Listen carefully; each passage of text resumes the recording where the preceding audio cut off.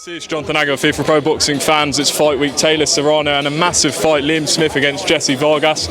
Joined by Liam Smith. Liam, how you doing? Good, mate. Good. All good. Fight week. When did you get in? I got in Thursday. Last Thursday.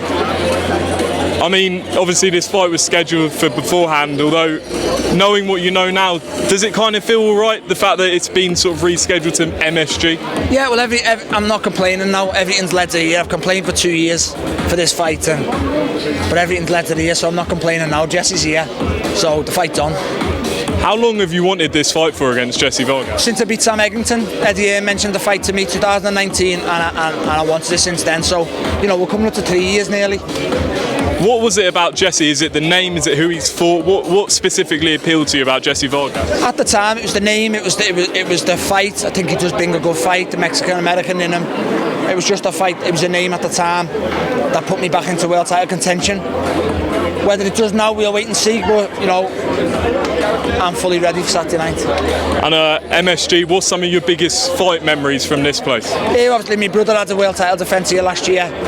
For a personal point of view for the family, that was very good.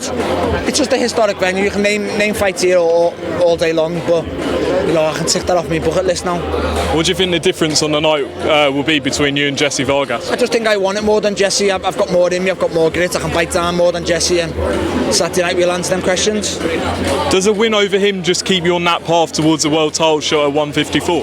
Yeah, I think it does. You know, I say I want to beat him up, but he's still a good name. He's still a 2-weight world champion trying to become a 3-weight world champion, but you know, I fully believe I've got what it takes to beat Jessie and beat him well and put myself in line for another world title shot. And what else is on sort of your list of things you want to do? You've done America, MSG, is it sort of Anfield and a world title again? Yeah, just challenge for a world title. Anfield might be out the window now, you know, there's no boxers in Liverpool have got world titles, so but you know, I feel I've got a world title left in me, and if not, I definitely want to challenge for one. I'm good enough to challenge for one, so with that being said, if I challenge for one, I'll win one.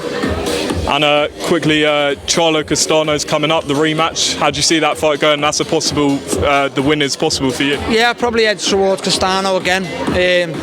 Slightly, I think Charlo's time's done at 154. I think he outgrew the weight now, so I pick Castano.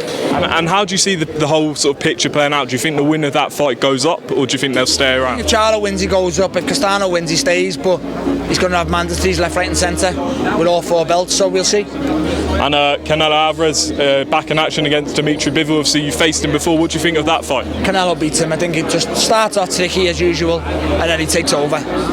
Do you think he's changed at all since when you fought him? Yeah, he's got better, he's got bigger, he's got more solid. Yeah, he's a better fighter now than when I fought him. And finally, what was it, anything that particularly impressed you when you were in with him? Just his all-round ability, not his power, his ability. He was class.